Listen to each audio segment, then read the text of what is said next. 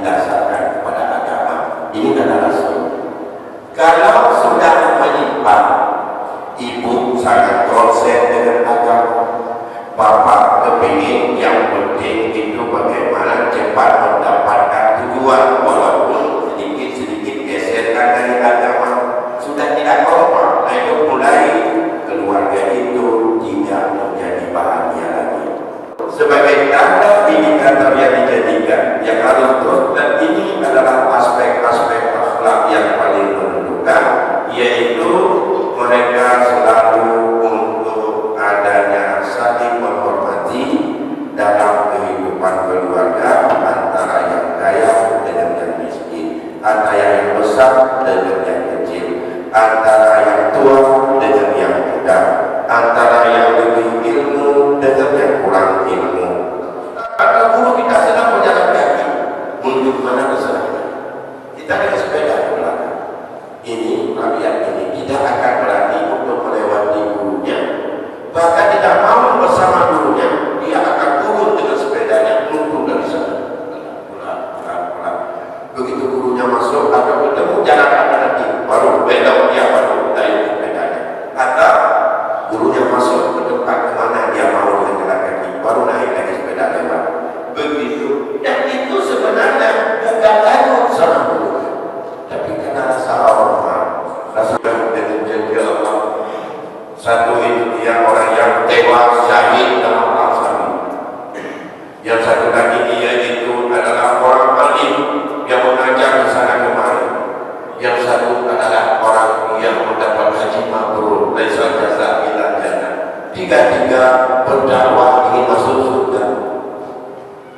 Kata orang yang haji, saya harus masuk surga, jadi Allah saya duluan ke surga, karena saya mendapatkan haji yang mabrur. Cukup banyak harta saya korbankan, dan saya berpuluh hari dan dengan berbulan-bulan sampai ke Arab untuk melaksanakan ibadah haji. Ya, kata orang yang syahid, saya membela agama Allah sampai saya tewas bersama dengan perang jihad fisabilillah. Ya, kata ulama, saya juga mengajar guru ke sana kemari, murid-murid juga tahu semuanya mereka itu tentang ilmu Allah.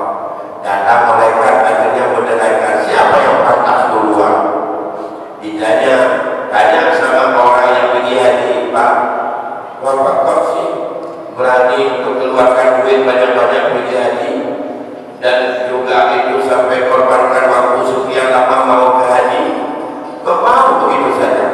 Ini ibunya bodoh, anaknya bandel, ibunya miskin, anaknya kaya, bukan? Tapi yang disuruh lihat sama dulu, dia mengandung bahan-bahan berat, atas berat lagi, wah bisa lalu menyampingnya apa ini sampai 4 tahun penuh, belum cukup dengan itu, sampai dengan usia balik kita masih terus untuk dikorbankan. Pada dasar itu kamu harus berbakti kepadanya, maka ranking kedua setelah Allah, maka kedua ibu bapakmu yang berbuat baik dan jasa. Jadi kalau kita sudah tidak bisa menjadi orang yang berbelas kasihan jasa, maka disitulah akhlak itu satu gugur. Tapi dua perkara lagi, jangan ingat, simpan baik-baik kalau mau ikhlas amalnya itu tidak terbakar. Yang pertama, apa kebaikan orang lain yang diberikan kepada kita? Ingat terus. Tapi apa keburukan orang yang diberikan kepada kita? Simpan baik-baik, jangan ingat. Apa yang pernah diberikan keburukan orang kepada kita, jangan diingat, dan jangan diingat, disimpan baik-baik. Itu kalau mau mencoba. Yang kedua, apa kebaikan kita yang kita berikan kepada orang lain, itu juga jangan diingat lagi, simpan baik. Gak pernah kita bantu orang itu, dia sekarang sudah menjadi seorang dokter spesialis, dulu pernah kita bantu, kita cukup uang kuliah 1 tahun, kita utangi, tidak perlu jasa itu diukir-ukir sekarang, uang saja itu. Kalau dia memang gak kesempatan bantu hari ini, jangan itu juga diukir lagi, itu akan menghanguskan amalan kita. Yang satu bagi dulu dan itu, sementara dia itu seperti kita dibakar oleh api dengan kayu bakar yang kering. 2 dan kepada 3 saja hari ini, karena